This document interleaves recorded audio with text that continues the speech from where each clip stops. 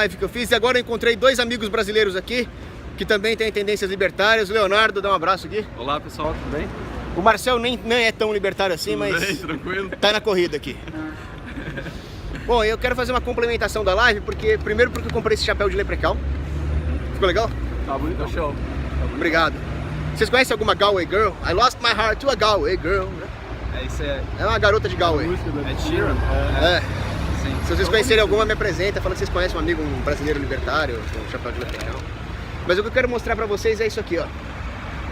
Aqui foi mais ou menos o ponto onde eu vi o Papa Francisco, nosso cardeal Jorge Bergoglio. Eu discordo de muita coisa que ele fala, principalmente em acolher esse bando de terrorista aí, tinha que ser deportado tudo. Aliás, eu estava conversando aqui com o Leonardo, ele conheceu um sujeito chamado Abdullah. E conta aí. Ah, sim, esse sujeito Abdullah, ele fez um comentário dizendo que se você chega em casa e a sua esposa não queira fazer intercurso com você, o que você faz consequentemente? Você estupra ela. Isso é normal? Não é com vocês? Os muçulmanos acham isso normal. Isso. Traz esse cara pra cá pra você ver. É. Mas o fato é o seguinte, aqui foi onde eu vi o Papa Francisco e por mais que eu discorde dele, eu senti uma paz interior, comprovando que realmente ele é o sucessor de Pedro. Então, a sucessão apostólica da igreja está certa. Mas voltando a falar da fome na Irlanda, se vocês olharem o prédio atrás de mim aqui, é o parlamento. Jonathan Swift, grande escritor, ele comparou as pedras que compõem o parlamento com as pedras que compõem o Trinity College. E por pior que fosse o Trinity College, né, aliás, as universidades são fábricas de esquerda, ele disse, aquelas pedras são só para corrompimento intelectual e moral da sociedade. Assim é a política. A política não é de bom uso para um bom rei, por exemplo. Jonathan Swift, que é o autor de Viagens de Gulliver, que é uma grande crítica política, inclusive, falava isso. Além disso, ele também dizia, a fome e o orgulho, eles são inversamente proporcionais um ao outro. Então as nações pobres são famintas e as nações ricas são orgulhosas, e justamente porque uma é orgulhosa, a outra é faminta. Se eu cometi algum erro de matemática, aí vocês me perdoem porque eu sou de humanas, tá? Eu faço miçangas. Mas o fato é que o orgulho que leva à sede de poder causa a fome nas nações. E assim nós voltamos a falar da fome na Irlanda. Por que ela foi causada e como evitá-la? Lembra que eu falei do Trevelyan, aquele canalha?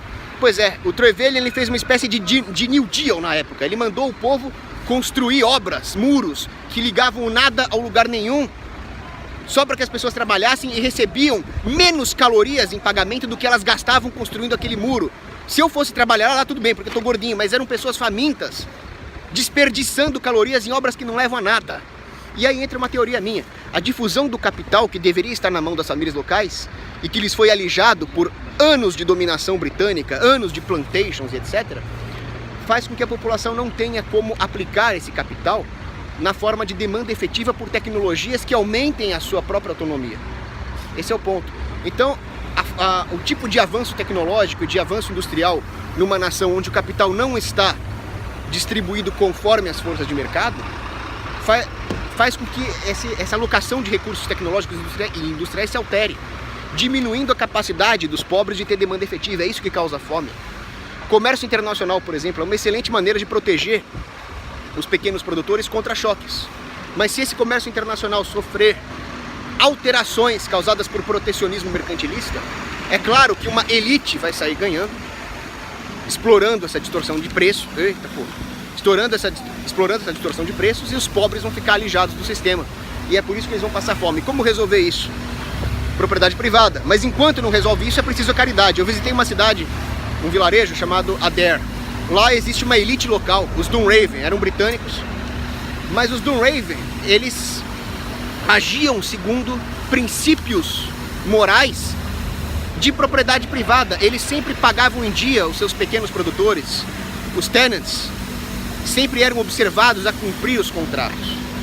E, resultado, no vilarejo de Adair não houve fome, mesmo nos piores anos.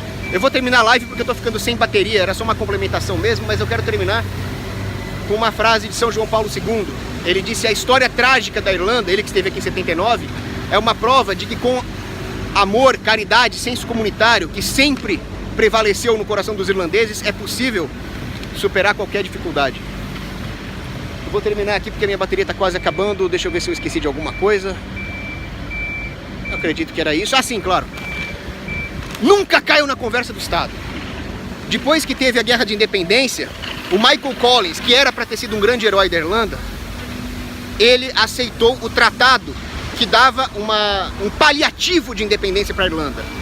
Isso mergulhou a Irlanda numa guerra civil. Os pró-tratado, Michael Collins, contra os anti-tratado, Eamon de Valera, que é um cara que eu gosto. Por fim, finalmente a Irlanda conseguiu independência muito mais tarde, mas nunca aceitem as migalhas de liberdade que o governo dá. Lutem até o fim. Abraço. Manda um abraço aí. Abraço, pessoal.